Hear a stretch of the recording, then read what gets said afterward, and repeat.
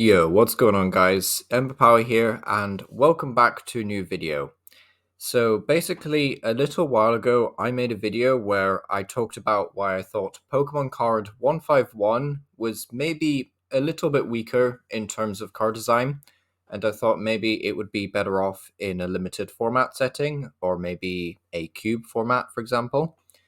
And unfortunately, as we see more and more card reveals for the set, my worst fears have been confirmed.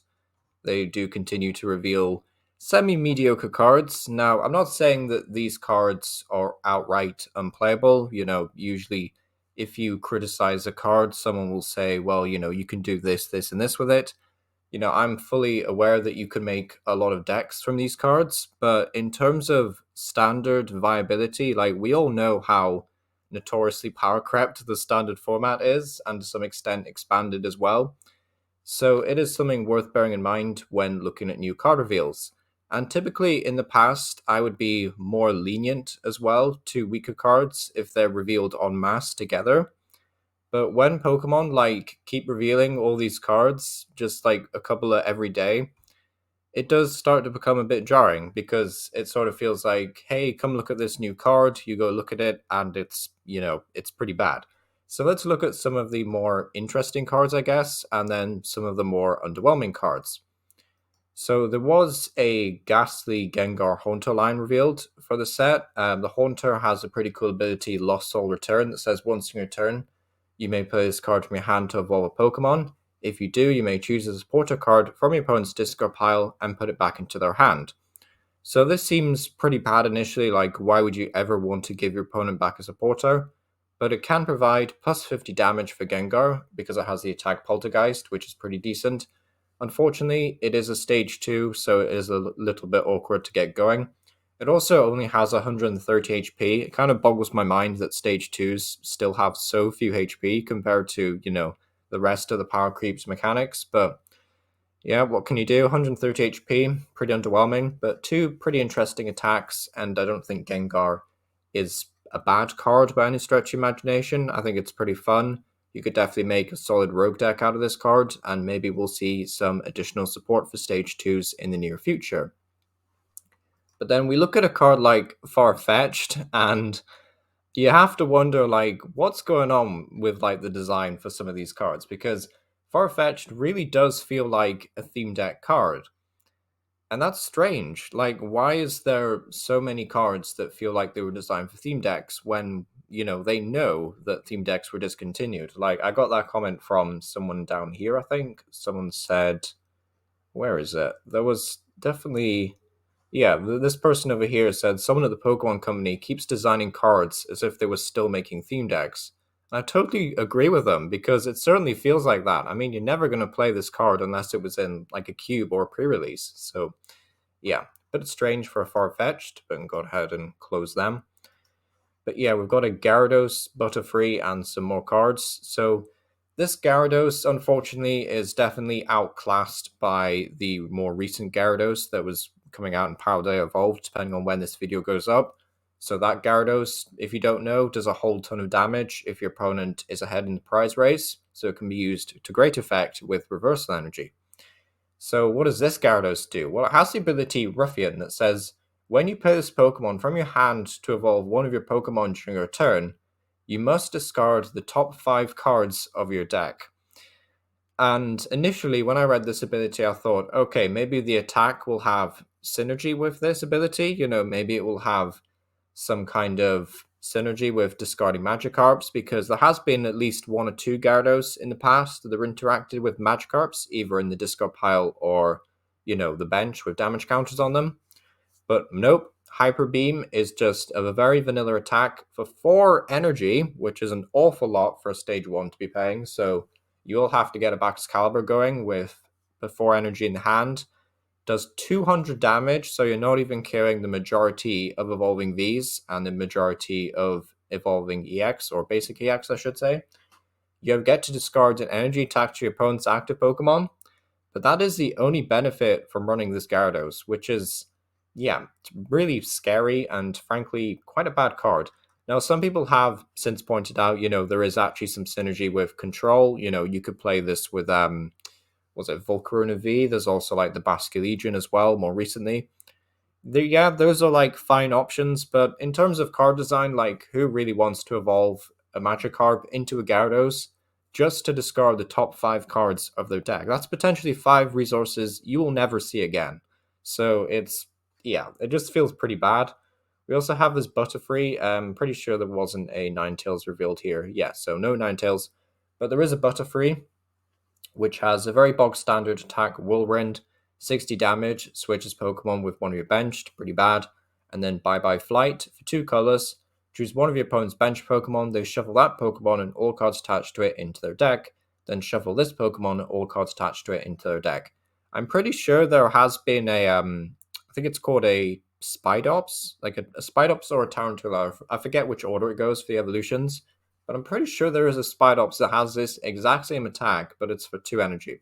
Maybe that Spidops only targets the active, but my point still stands that this is a fairly underwhelming attack, especially when the opponent can, reset the bench. And obviously, if you're targeting the bench, it's not as if you can remove that Pokemon and win the game because there has to be something in their active position. So, yeah, fairly underwhelming attack and only 130 HP again, which is pretty bad. This Vulpix is inconsequential because they didn't reveal it with Ninetales for some reason. And then this Lapras is just, yeah, this is just Theme Deck. So, Theme Deck Lapras. There has been a couple of other cards, like there was this, could have a look at these ones, I guess, the Rhydon Persian line. So effectively, the Rhydon for 2 fighting and a colorless does 40 damage, and if you play Giovanni's Charisma from your hand during this turn, this attack does 140 more damage.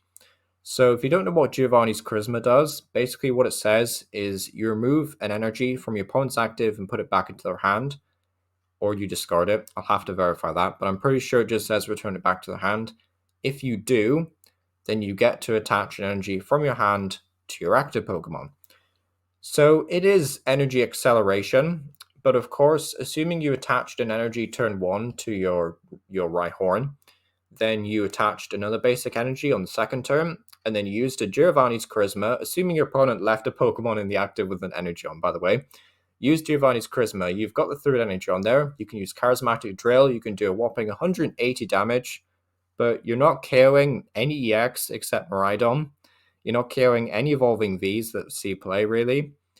And as soon as your opponent just KOs Rhydon, because of course it only has 120 HP, then, what do you do then? Because you can't power up a Rhydon in a single turn with Giovanni's. So it just feels like a very, very bad kind of gimmicky deck. There is this Persian over here, which can search your deck for Giovanni's Charisma once during your turn, which is a fairly solid ability, to be honest. I think Persian could see play outside of some kind of weird Rhydon budget deck, but just seems very underwhelming, to be honest. Like, I get the supporter is pretty decent, but only doing 180 damage for 2 fighting and a colors just feels really, really bad. So, yeah, definitely not a fan of this line. There was a Spiro and a Firo revealed, which honestly might be some of the best cards in the set. In all honesty, which feels weird to say out loud, but it might be the truth. We have a Spiro, which has the ability Evolutionary Advantage. If you go second, this Pokemon can evolve during your first turn. Speed Dive does 10 damage, but Evolutionary Advantage is decent, especially in something like GLC when you can just evolve straight up. And then Firo has the attack Beat Catch, which says search your deck for 3 cards and put them into your hand. And then to boot, Firo also has Free Retreat. So, yeah, definitely a decent stage 1 line in colorless GLC control decks. I definitely like the idea of this in GLC, but of course in standard, probably just a wee bit too slow. We are having to have a look at this Gloom as well. So initially when the Vileplume was revealed, we didn't get to see the Gloom. And basically, I thought the Vileplume wasn't that good because it's just, you get 1 use of it when you evolve it up, and then you can look at the top 8 cards of your deck and attach any number of basic energy. And the Gloom has basically the same ability, but it's just look at the top 3 cards. I know some people have been theorizing that you could play this as like an Inteleon line, because, you could just run like 4 Oddish, 4-3 Gloom, and then 2 or 3 Vileplume. But that just seems really slow, to be honest. Like, how many energy are you reliably trying to hit off your Gloom? Because looking at the top 3 cards is really, really small. Like, that's only 3 cards. Yeah, you can manipulate your deck if you're just trying to accelerate one energy. You could use stuff like Swishing Cups, but trying to hit, 2 or 3 energy off a Gloom, and then I guess with a manual attachment, you could get there if you attached previously, but just seems way too slow, to be honest. I can kind of see why people like this more in expanded, because you have scoop up net, so you can like loop them. But honestly, in standard, it just doesn't seem that good, to be honest. I don't know. I'm not sold on these cards. I know some people are, but yeah, it just feels kind of bad if you're just, relying on hitting energy off the top cards of your deck. I know Zone has seen play recently in with Dialga, but the thing is with Zone, it does it every single turn. So you can reuse it if you whiff energy. Vileplume, you just get one use, and then it sits on the bench collecting dust. So yeah, I'm not a big fan of the Vileplume. We do have a Ninetales. I was going to talk about Weezing, but I might just skip it, to be honest. I was hoping for a... Actually, no, we'll talk about Weezing. Because, right, when Weezing was revealed to have an ability, I was secretly hoping it would be a sort of detention gas Weezing reprint from Sun and Moon, which happened to be a very viable spread deck. So this Weezing has the ability Explode Together. If this Pokemon is in the active spot and is knocked out, you get to flip a coin. If heads, the attacking Pokemon is knocked out as well, and then the attack for 2 colors does 50 damage and 10 damage to each of your opponent's bench Pokemon. Very, very underwhelming card. The ability is obviously unreliable. You're not going to be flipping heads every time. And the attack, just doing 50 damage and then 10 spread, just feels really bad when a Sun and Moon Weezing did 40 damage for 2 colors and then 20 spread to each Pokemon with a damage counter on it on the opponent's side of the field. So, like, why are we getting a Weezing that's only slightly power crept in some aspects and slightly worse in other aspects? Just feels pretty bad, to be honest. It is a sort of reference to Detention Gas Weezing, but yeah, I don't think this Weezing is going to be seeing much success. We also have a Ninetales EX with the attack Mirrored Flames. Does 80 damage and then 140 more, which is okay. You have to meet the requirement of having the same number of cards in your hand as your opponent. So if you use stuff like Judge, there's also Copycat. I know someone mentioned a Thievel. This could be a pretty fun rogue deck, but at the same time, you're putting in a lot of effort just to like never KO something. Like, why would you play this over something like Arcanine, which has more HP, a better attack in the form of Outrage, and then an attack in the form of Bright Flame that can KO something? I know this is for 1 less energy, but you can kind of see my point here. It's just a fairly underwhelming card, and 260 HP is, of course, on the low side. So, yeah, feels pretty bad. There was a Wigglytuff EX, which I think some people were thinking was pretty good. If I just scroll down here, I think it's over here. Yeah. So there was a bunch of amazing art rares revealed, and there was also a Wigglytuff EX. So Wigglytuff EX has 250 HP to start off with, which is pretty big for a Stage 1 EX, and it has the ability Expanding Body. If this Pokemon has any special energy attached to it, it gets plus 100 HP. So 350 is an awful lot for a Stage 1 EX. That's technically the most HP we'll see in Standard until we get, theoretically Warlord EX or something, but 350 HP is an awful lot, and it does have the attack Friend Tackle for 3 colors, 90 damage, and if you played a supporter card, which is, pretty easy requirement to meet, it's basically what we're doing every turn, hopefully, this attack does 90 more damage. So 180 damage, 350 HP, seems pretty decent as a wall deck. I do think Oinkologne is a bit better, unfortunately, and Oinkologne doesn't see any play, but maybe the HP is a big enough buff for Wigglytuff to be successful, but yeah, that's all I really have to say about this set, to be honest, for so far card reveals. I think there's only like a handful of reveals left to be seen, so when I do like a full set review, it'll just be a case of, kind of a bit of more of a recap, I guess, and then reviewing what's left to be revealed. But yeah, it kind of just feels underwhelming, to be honest, the card design. I know we shouldn't have a new BDIF in every set. I really don't think that should be the case.